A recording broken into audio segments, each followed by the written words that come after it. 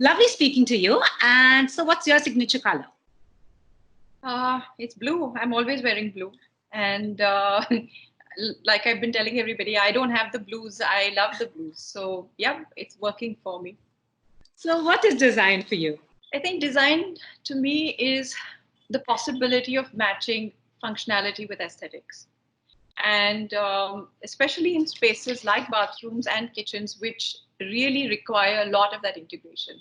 So I think a design philosophy which works on that aspect, and the other aspect that I believe is in bringing the outdoor indoor.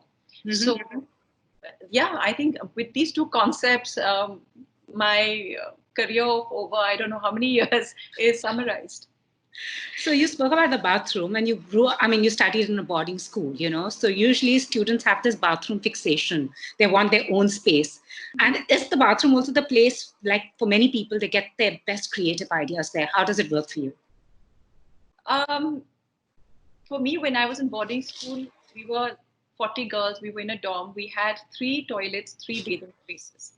And somewhere I think that has left its mark on me, because every time for clients, I will design these great, glorious big bathrooms, with marble and everything. And for me, I will design bathrooms which again have separate cubicles. There's a cubicle for a toilet and a cubicle for a shower. Every house that I've ever lived in has been like that. And for someone who has grown up having to share a bathroom with so many people, I really don't like sharing my bathroom with anyone now if I can help it. No one. So you have your separate bathroom at home as well? I try not to share it. I can't say to succeed, but I try. So what's a bathroom peeve? Everybody has a pet peeve when it comes to the loo. I hate anyone banging on the door. I think it's the most pointless expression of impatience. Don't bang on the door. And I will take longer if you bang on the door.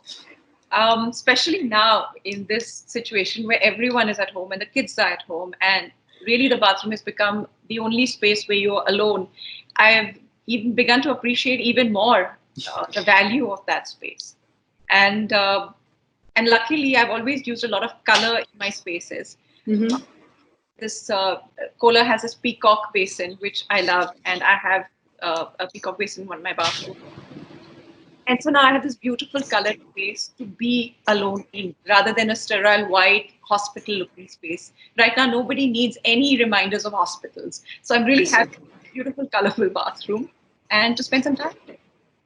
I know you also spoke about the kitchen, and you put up a very cute post for peanut butter and about mums who can't cook. Do you think home cooking has now been glamorized during the lockdown? I don't think it's been glamorized at all. I think people are just getting on and doing what they need to do. Everyone is doing things that they've never thought that they would do. My sister-in-law colored my hair. I mean, that was a first in a lifetime. So people are cooking who are good at cooking. I'm not very good at cooking, but I'm great at making lists and getting the things together and cleaning. I love cleaning. But I hate cooking. So I'm not cooking. I admire people who do that, but I don't think they're glamorizing it. Everyone has to find a way to lift their spirits at this point of time. And whatever it takes, we should not be judgmental at all. I so agree with that. And so what's your, which place at home is your personal sanctuary that's out of bounds, do not disturb, other than the loo? No, I think the bathroom is the only space. And even there, I'll have my little one banging on the door, asking me questions only when I step in. I don't know what this sort of psychology is that, oh, she's not available right now. There's a door lock. Let me ask her right now, not 5 minutes later, not 5 minutes before that. So I think that is the only space left, which is kind of sacred now. Awesome. So the 3 essential must-haves in a bathroom. It depends on the person. I'm a very organized person, so I need baskets to put all my products in. I don't like to see anything lying around. So everything is very neatly stacked in baskets. I would want a lot of scented candles in my bathroom. I'm a candle person. I feel sort of comforted by fragrance, and I like that. I have a lot of plants in my bathroom, and that's me. But somebody else would have different requirements. So for clients, it's all sorts of requirements. People want steams in their shower. They want intelligent toilets that I think would probably, maybe in a couple of months, we'll start talking to them. I'm more simple in that manner. I want things that work easily and efficiently, and I don't have to think too much. And since we're all working from home, and you're a writer, and essentially, so how would you ask people to design their work from home area, because to get a little organized and feel cheerful?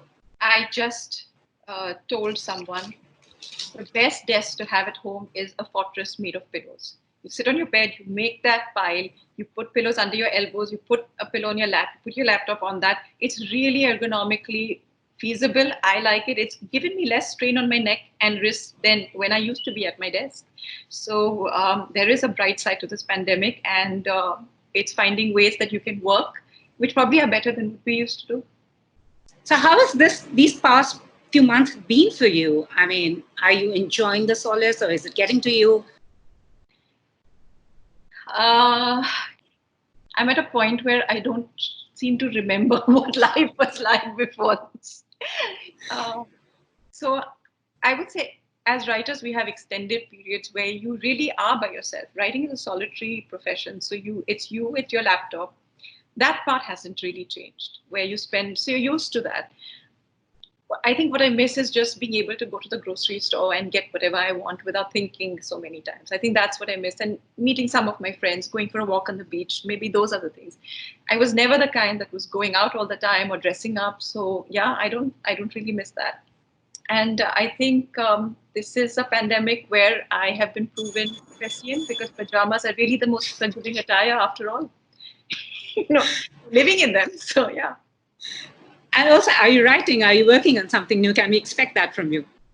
I'm writing, but it takes time. So I'm writing. That's all. When I'm writing, that's all I say, because there are times when I am like 4 chapters in and I'll chuck it and start all over again with something else. So I really can never say I finished it. I'm actually at that fag end. So anything that you're reading that you could recommend? I'm reading multiple things. I just finished a wonderful book called Girl, Woman, Other by Bernadine Evaristo, and it won the Booker with Atwood. So I thought that was a wonderful book, especially at a time like this where we are seeing a cultural revolution, especially in America. So and I'm also trying to do something different in terms of, I used to read extensively and now I'm reading intensively. So it's not the number of books, but it's really going deep into each one. At least I'm trying. Are you watching anything fun? I saw your tweet on Seema Auntie, who everybody seems to be loving. Yeah, I it was fun. Watching that was fun. I watch Snowpiercer every Monday. It's out and I'm there watching that. And yeah, I'm actually watching a little bit more than I was never a person who would watch a lot of shows, but now I am. What do we do? True. So lastly, how would you describe brand Twinkle Khanna? Because you do pick and choose, things that you want to be associated with. I don't really look at it as a brand. I'm working with Kohler because our design philosophies intermingle and they match. I think they are also really about aesthetic design and functionality, and that is what I believe in. And also, so I don't really look at it as a brand. I look at the way my conscience guides me. And if it guides me, and that's how I would pick brands that I work with. I have to sleep thinking that I'm actually guiding people the right way. And then I'll be sleeping easy. So yeah, and I have the luxury of doing that. Maybe some other people don't. Thank you so much. It's been a lockdown. People are discovering things about themselves. Any discovery you've made about yourself or your other half, anything fun that you've suddenly, discovered?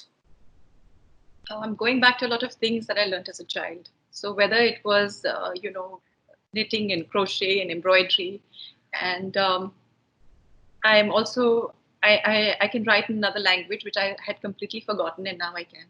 So learning a few things about myself, which were long lost, and hopefully, even once this is over, I'll continue working at that.